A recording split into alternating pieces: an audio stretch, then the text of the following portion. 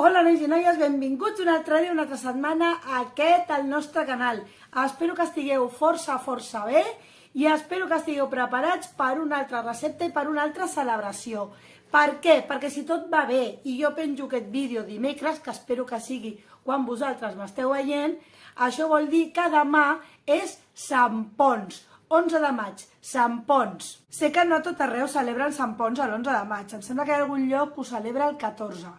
Però per norma general a Catalunya ho celebrem l'11 de maig. I qui era Sant Ponç? Doncs Sant Ponç era un predicador cristià de la Gàl·lia que va morir màrtir. Com predicava i convertia a molta gent al cristianisme, el van perseguir, el van martiritzar i va acabar morint a una ciutat que es diu Cimier, a França. I em direu, quina relació té amb Barcelona? Doncs bé, hi ha una tradició local que explica que mentre estava fugint va anar a petar a Barcelona i en veure tanta misèria i tanta malaltia es va posar a fabricar pòssimes amb les herbes medicinals.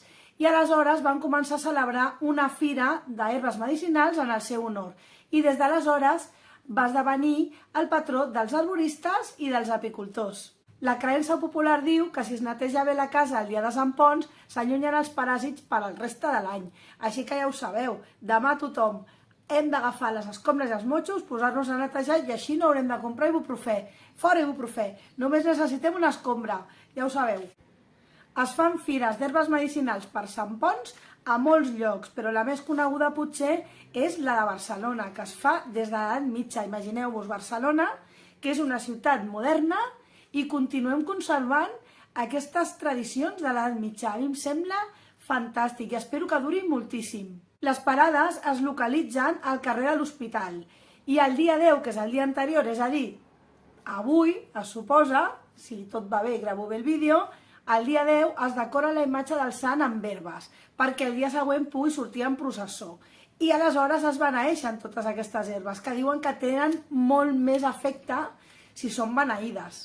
La superstició diu que si compres herbes a la fira de Sant Ponç o per Sant Ponç, les has de guardar sota del llit fins a l'any següent, que és una cosa que no acabo d'entendre, perquè si t'estan dient que netegis el pis per no posar-te malalt, per treure paràsits, llavors sempre se'l matalàs d'herbes? És una cosa estranya, no? A la fira de Sant Ponç podem trobar fruites confitades, marmelades, mató, formatge artesà i, com no, mel i herbes medicinals. Però aquesta no és l'única fira de Sant Ponç a Barcelona, aquesta del carrer Hospital. Hi ha més fires. A Sarrià, el 9 de maig, no l'11, el 9 de maig, es celebra també la fira de Sant Ponç i la celebren a la plaça de Sant Vicenç. I el dia 11, el mateix dia que celebra el carrer Hospital, també trobem que celebra una altra fira de Sant Ponç al Poble Sec i al Ferró. La del Poble Sec, si no m'equivoco, està ubicada a la plaça del Molino i la del Ferró a la plaça de Mañé i Flaquer. Així que ja ho sabeu, demà podeu anar a visitar la fira de Sant Ponç, la que tingueu més a prop de casa o la que us vingui més de gust. I podeu comprar mel, marmelades, podeu comprar també fruita confitada i herbes medicinals per no posar-nos malalts. I recordeu, les hem de ficar sota del matalàs i també hem de netejar el pis i la casa i totes aquestes coses que diu la tradició. Però bé, nosaltres anem al que anem. Vull celebrar el dia de Sant Ponç i ho vull celebrar amb alguna recepta relacionada. Així que avui estarem fent fruita confitada, més en concret, taronja. Així que no m'enrotllo més i comencem.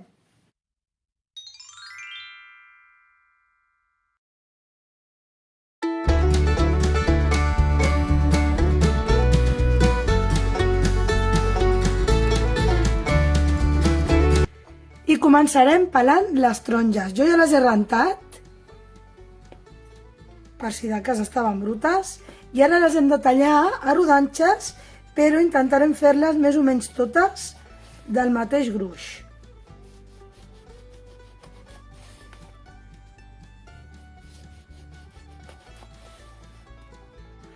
Els he tret també la part verda d'aquí, perquè ho confitarem tot.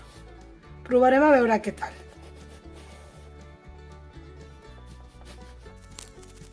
I aquí tenim les taronges tallades ja, mireu. Les he fet d'un gruix més o menys així. I anem a veure, anem a per una cassola. Anirem col·locant la taronja a la cassola. Millor si és una cassola baixa. Bé, doncs ja la tenim posada. Li posarem aigua.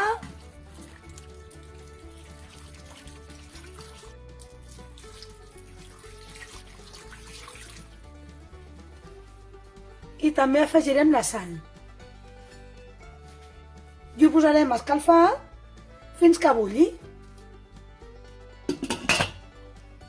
Tirem l'aigua. Imagino que s'entalarà la càmera o l'objectiu, espero que no. Posarem aquest colador per acabar d'escórrer-les i amb molt de compte que no se'ns trenquin, les bolquem. I aquesta cassola de moment la reservem. I ara simplement refresquem les taronges.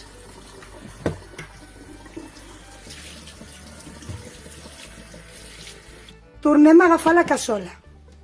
Afegim els 200 grams d'aigua, el sucre, barrejar una miqueta.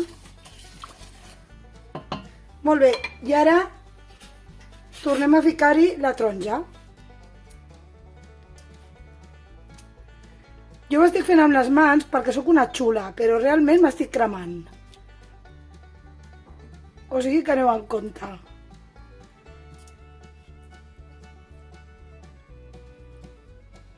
Encenem el foc, el posarem en un foc suau i un cop trenqui el bull ho mantindrem bullint durant una horeta. I tapem. Mireu, això ja comença a bullir i ho deixarem una horeta així, bullint a foc baix. I mireu, això ja ha estat bullint durant una hora, així que ara l'únic que farem serà tapar-ho i ho deixarem així fins l'endemà.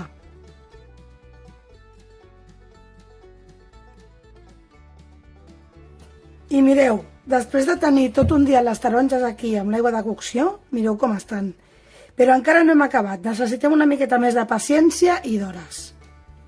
Agafaré una safata amb una reixa i amb molt de compte anirem posant les taronges aquí perquè escorrin. Hem d'anar molt de compte perquè no se'ns trenquin.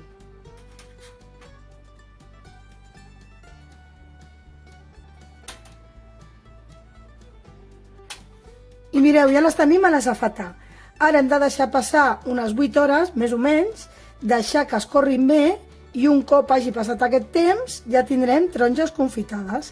Així que ens veiem en una estona bastant llargueta. I mireu les taronges, les hem tingut a la reixa, escorrent-se i ja ens han sortit, mireu, taronja confitada. Ja tenim taronja per fer coques. Bon profit a tothom! Molt bé, nois i noies, i fins aquí la recepta d'avui. Espero que us hagi agradat, que proveu a fer-la si teniu una miqueta de temps. Si la feu, espero que m'ho comenteu i m'expliqueu a veure què tal us ha anat. Si us ha agradat el vídeo, doneu-me un dit. Si no us ha agradat aquest vídeo, també em podeu donar un dit. Aquí sota us deixaré l'adreça d'Instagram. I bé, dit tot això, ens veiem la propera setmana. Adeu i feliç dia de Sant Ponç. Hi ha algun Sant Ponç per aquí? Si hi ha algun Sant Ponç, moltes felicitats.